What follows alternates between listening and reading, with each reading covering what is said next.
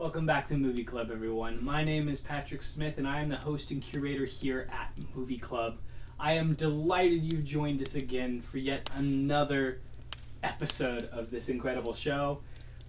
We've hit over 20 episodes at this point. That is a huge milestone, so thank you so much for joining us each and every week. I'm delighted to have been, hopefully, someone who's either exposed you to new movies or helped you to understand and love the movies that you already love even more. Or maybe even better yet, find a new movie that you'd never seen before that's one of your new favorites.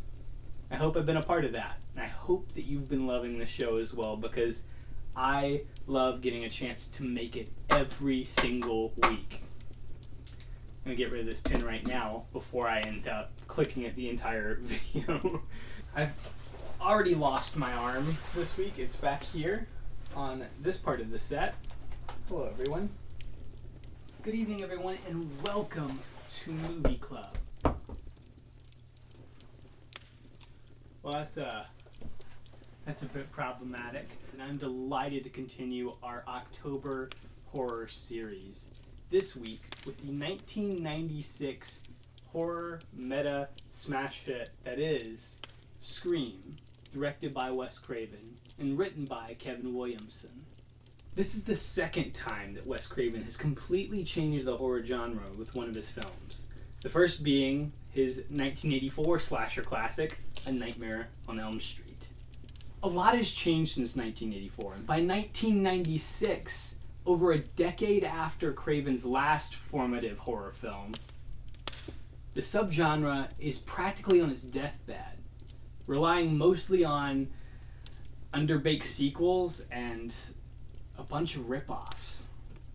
Enter Scream, a film with a brilliantly meta script that both interrogates the subgenre that Craven brought to life back in the 80s, but also finds a way to lovingly recreate it in a new way that is more self-aware than ever before, whilst also still being incredibly scary and very funny.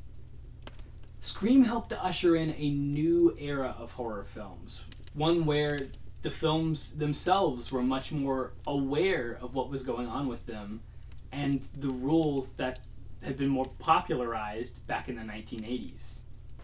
Now, what were those rules again, Randy? Number 1, you can never have sex. Number 2, you can never drink or do drugs. Number 3, never, under any circumstances, say, "I'll be right back." That's right. Not only is Scream a send-up of a classic horror subgenre, it's also just a great horror film. And it's so effective in building up tension that even if you've seen it as many times as I have, you still are on the edge of your seat, worrying for characters that you know the fates of. And that, my friends, is the mark of a great movie. It doesn't matter how many times you've seen the iconic villain from these movies, Ghostface, attack Sidney Prescott, our final girl here. Every single time he chases her up the stairs, it's just as tense as it always has been. It's just as tense as it was back in 1996. It's almost like you forget how this movie ends every single time you return to it, despite deep down knowing how it's all going to shake out. Scream also has a killer cast. Now, if you're not familiar with this movie or its marketing stunt, they kind of pulled a fast one on pretty much everybody. Now, I don't want to spoil it if you haven't seen it, but they definitely tricked people into believing that a certain someone was going to be in the movie a lot longer than they were. Now, I absolutely adore this movie, but my first experience with it was on television, much like many kids my age. We happened to catch that first scene on TV one night when it was playing late, and terrified, switched the TV off and did not finish the movie. That opening scene, not only did it spoil the main twist of the original Friday the 13th movie for me, I never got to see that movie without the twist being spoiled. Wes Craven continues his streak of creating brilliant and iconic final girls that have a lot more depth than most other people in the subgenre give them. This time in the form of Sidney Prescott, played by the, at the time, relatively unknown Neve Campbell. With supporting work from the likes of Friends star Courtney Cox, David Arquette, and the incredibly talented Drew Barrymore, this film truly has one of the best casts in horror. Oh, and what's that? Shaggy himself, Matthew Lillard, is in this picture to eat up scenery and be an all-around ladies' man. And you know what? Works for me too. Good Lord, this movie is so much better because he's here, and I think you're gonna love him because he's one of the best characters in this movie. Better leave her alone. Leave her alone.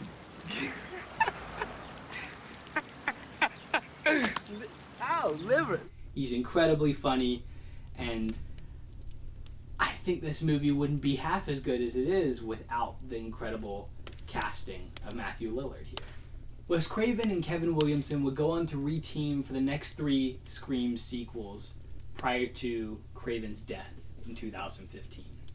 The loss of Craven was not only a huge blow to his family, but also to any of his friends and the people that worked with him on sets, because by all accounts, he was a good man who also really loved a good scare.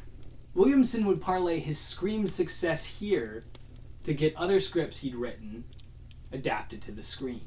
This would include his previously written but subsequently released I Know What You Did Last Summer, as well as his own Halloween installation with Halloween H2O.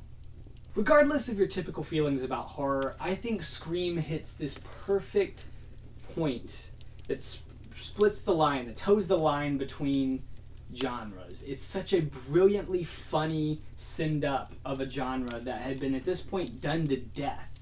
But it also does a great job at keeping the audience on the edge of their seat, both from scares and from the tension that Craven so effortlessly brings to the screen with the help of his talented cast and crew. Scream, for me, is pure magic. It not only is scary, it's funny, but it makes you want to go out and create something just as impressive.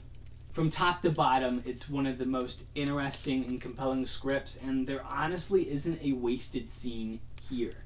There's so many fun performances and delightfully meta moments, such as when Sydney makes fun of the trope where final girls should be running out the front door and when instead they end up running up the stairs, and subsequently only 2 minutes later Sydney does the very thing she protests against in horror movies.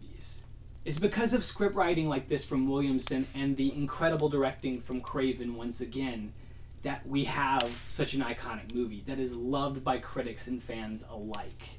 There's something to be said for a movie that can be both incredibly funny and scary when it needs to be.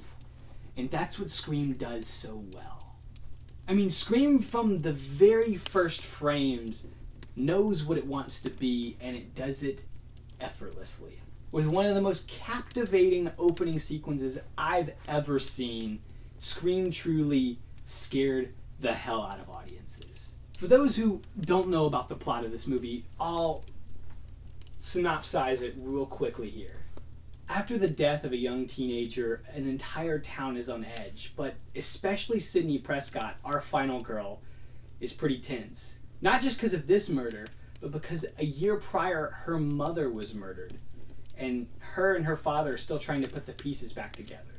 When a new string of murders starts to happen that seem largely based on horror films, she needs to track down and figure out who it is before they end up killing everyone that she knows and loves. Whether you've seen it before a million times, or this is your first time enjoying this meta madness from Craven, I think you're about to have a blast.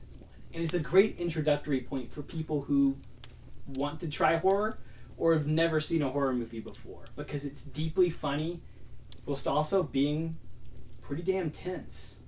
So without further ado, sit back, relax, and grab your favorite beverage, as tonight we screen the Wes Craven directed, Kevin Williamson penned Scream. Happy Halloween, everyone. Oh, and don't answer the phone.